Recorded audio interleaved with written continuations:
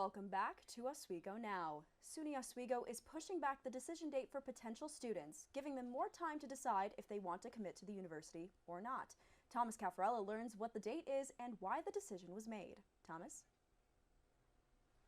Hi, thank you for joining us. Today, we are talking about the recent decision that SUNY Oswego took to push the decision deadline back due to FAFSA delays. Today with me, we have Roderick Andrews, Vice President of Admissions and Financial Aid. Roderick, how are you today? I'm doing well, Tom. Thank you for having me. Of course. And the first question I have to ask is, what is the new deadline? The new deposit deadline will be June 1st. Okay, and what was the original deadline? The original deadline was May 1st, which is traditionally when we've always had that deadline. Got you. And so what was the decision that went into pushing the deadline back?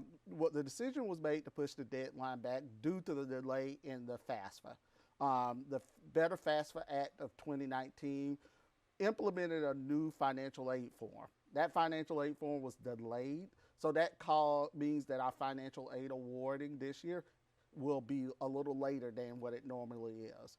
So we decided to push our deposit deadline back, so it'll give students time, one, for us to get award letters out to them, but also give families time to actually look at those award letters so they can make an informed decision. Okay. And so it was just the FAFSA delay that went into some of these decisions, the decision to push the deadline back. Is that correct?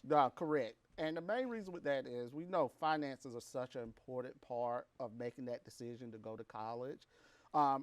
The federal government's more than likely going to get us the information we need to award students sometime in mid-March, which mean award letters would have go out sometime in early to mid-April.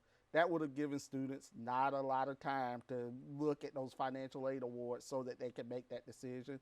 This is a step was taken so that we can just give the students and their families a little more time.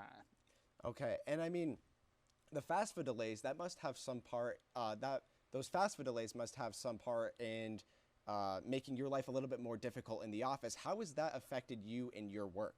It's delayed things. Usually, we would send financial aid award letters for new students out in December. We're looking to send them now out in April. So it shifted the amount of work that we do to this time of year where normally we would have done it earlier. Gotcha. And is this going to create any problems for over-admitted students or anything along those lines? No, it will not. This is mainly most of the students that already applied. We already went through the admissions process, planned out the number of students that we can take. This wouldn't affect that. It wouldn't affect that to a point where we're over-enrolled. Mainly the thing that it really does is it pushes back the decision for families to make. Even though we've pushed back the deadline, students and families can still deposit right now. So we haven't turned out the ability to deposit. We just said we'll give you a little more time to make that decision. Gotcha. And thank you so much for joining us today, Roderick. I really appreciate your time, and let's send it back to the desk. Thank you. Thank you, Thomas. We'll be right back after this break.